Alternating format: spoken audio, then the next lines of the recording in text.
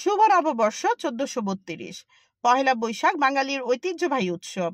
বাংলা নববর্ষের প্রথম দিন নাচ গান আনন্দ শোভাযাত্রা পান্তা ইলিশ দিয়ে শুরু হয় এই দিনটি।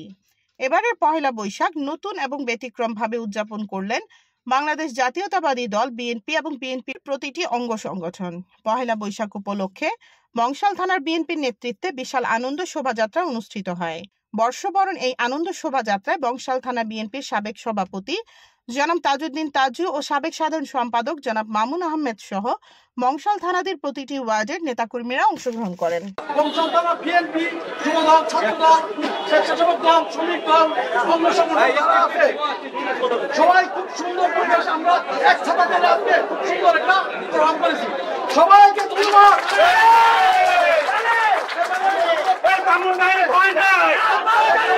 এইভাবে আমরা প্রতিটা প্রোগ্রামে একসাথে তোলা থেকে ভাই ভাই একসাথে থেকে কাঁধে কাঁধ মিলিয়ে আমরা প্রোগ্রামগুলি করি। সবাইকে অনেক অনেক ধন্যবাদ। অনেক কষ্ট করেছেন আপনারা, সবাইকে ধন্যবাদ এবং কৃতজ্ঞতা প্রকাশ করছি। আর নববর্ষের শুভেচ্ছা, বাংলা নববর্ষের শুভেচ্ছা। আগামীতে আমরা একসাথে চলবো। বিগত 17 বছর আমরা এইভাবে কোনো প্রোগ্রাম করতে পারিনি। সরকার আমাদের যেভাবে কর্মীরা করেছে, গম খুন করেছে, আমরা এইভাবে প্রোগ্রাম করতে পারিনি। আল্লাহ আমাদের রহমত করেছে, সবাইকে রহমত করেছে।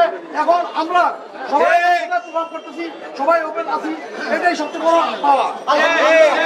আর আমাদের জনাব তারেক রহমান তরুণের অঙ্কার আগামী রাষ্ট্রনায়ক, আমাদের তারেক রহমানের 31 দফা সবাই প্রতিটা জনগণকে ঘরে ঘরে গিয়ে আপনারা বুঝাবেন এই 31 দফা কি। 31 দফা কিন্তু আমাদের বিএনপির না, আমাদের এই বাংলাদেশ রাষ্ট্র গঠনের জন্য 31 দফা প্রয়োজন।